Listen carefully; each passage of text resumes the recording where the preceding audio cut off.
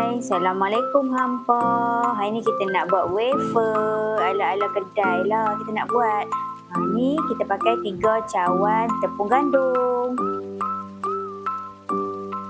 2 cawan ayak biasa, ayak baik ke air kuku ke pun tak apa. Setengah cawan susu cair ataupun susu segar. 3/4 cawan minyak masak. Kalau hampa nak pakai minyak apa-apa pun tak apa, boleh saja.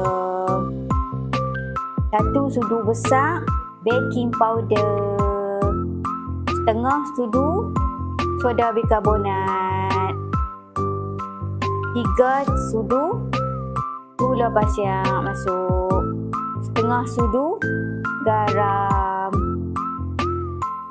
Lagi kita masuk 2 biji telur. Telur ayam aku pakai grade grade B. Kalau hampa nak pakai grade C, pakai ada 3 biji tau, guna 3 biji.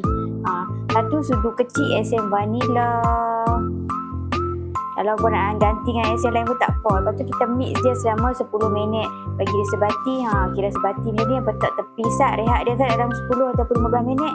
Hampa oleskan acuan wafer hampa dengan butter. Masukkan 2 senduk adunan tadi hampa masuk. Kalau hampa pakai acuan wafer maker yang besar macam ku ni 2 senduk. Kalau hampa pakai yang mini yang comel-comel tu 1 senduk je.